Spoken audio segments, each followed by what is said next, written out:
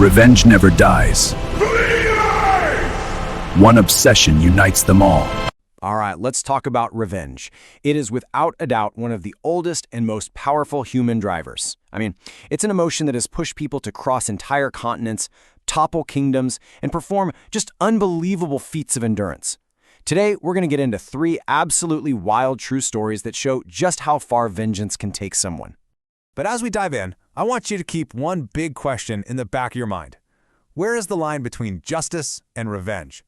Seriously, is there even a line at all? Let's see if we can figure that out.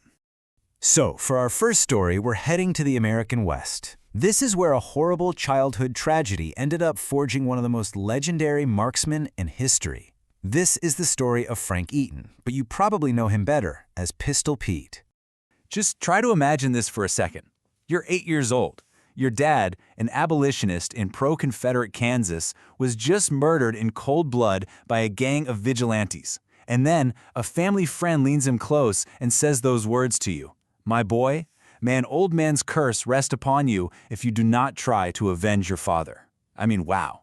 Those words didn't just haunt young Frank Eaton. They gave him his life's mission. But here's the thing. He didn't just sit around and grieve. No, he prepared. For 7 solid years, he trained with this incredible, single-minded focus to become an expert marksman. He got so good that by the time he was 15, he was out shooting professional soldiers at Fort Gibson, and that's where they gave him that famous nickname, Pistol Pete. And just like that, his hunt began. So how'd he do? Well, over the next 10 years, Pistol Pete tracked down and killed 5 of the 6 men who murdered his father.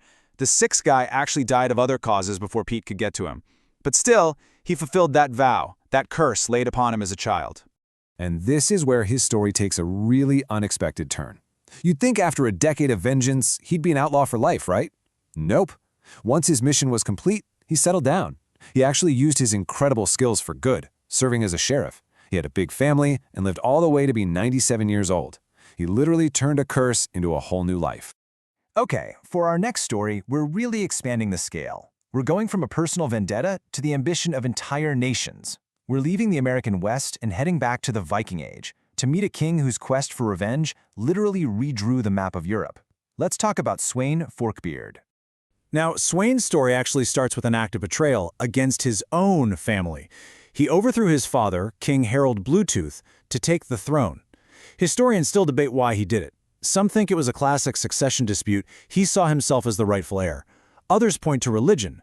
Sweyn was a die-hard pagan Viking, and he was not having his father's big push to make Denmark a Christian nation. But whatever his reasons were at first, his quest for power got its ultimate justification in blood. In the year 1002, the English king, known as Ethelred the Unready, ordered a massacre of all Danes living in England. And among the many victims were Sweyn's own brother and sister. This act of state-sponsored terror basically gave Sweyn the perfect excuse to unleash absolute hell on England. His conquest was just methodical. He was already king of Denmark and Norway, so fueled by this rage for his siblings, he launched a brutal 10-year war. And in 1013, he achieved the unthinkable. He conquered England. This made him the king of 3 separate nations. He didn't just get an eye for an eye. He took the entire kingdom. But there's always a twist. After a whole lifetime of fighting, after getting the ultimate revenge and a triple crown, Sweyn Forkbeard died just 40 days after being crowned King of England. He barely got to enjoy the victory he'd spent decades fighting for. All right, our last story is different. It's not about taking lives. It's about the pure, raw force of will to keep your own life. This is a story where revenge isn't found in violence, but in survival against truly impossible odds. This is the ordeal of the legendary frontiersman, Hugh Glass. So let me ask you this. How far would you go? Not with a gun, not with an army, but with your own broken body. How far would you be willing to crawl just to look the person who betrayed you in the eye? For Hugh Glass, the answer to that question is almost unbelievable. So Glass was on a fur trapping expedition, and he got brutally mauled by a grizzly bear. He was shredded. His bones were broken. He was just clinging to life. 2 of his companions, a guy named Fitzgerald and a young Jim Bridger, were told to stay with him until he died.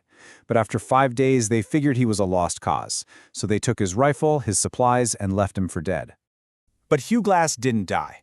Fueled by what could only be described as pure white-hot rage, he started to crawl. With a broken leg and wounds that were literally rotting, he crawled and then hobbled and then walked over 240 miles through the wilderness to get to the nearest fort. His only motivation? To find the men who left him behind. After nearly a year of suffering and survival, he finally found Fitzgerald. But there was a catch. Fitzgerald had joined the army, and killing a U.S. soldier was a death sentence. So Glass didn't kill him. Instead, he confronted him. Can you just imagine the look on Fitzgerald's face? Seeing this ghost, this man he left to die, walk in, alive? For Glass, that moment, that shock, that proof that he had survived the impossible, that was its own kind of powerful, satisfying revenge. So there you have it, 3 incredible stories. You've got Pistol Pete, who got direct retribution and then built a life of peace. You have Swain Forkbeard, who sought geopolitical dominance as revenge, only to die the second he got it. And then you have Hugh Glass, who found his revenge simply by surviving and confronting his betrayer. 3 completely different paths to getting even. Which, brings us all the way back to our original question. We all know that old saying, revenge is a dish best served cold. But after hearing these stories of a long life, a sudden death, and a non-violent showdown, you really have to wonder, is it a dish that should be served at all? What do you think? What is the true cost of getting even? Subscribe to 299. Subscribe now! Subscribe now! Subscribe now!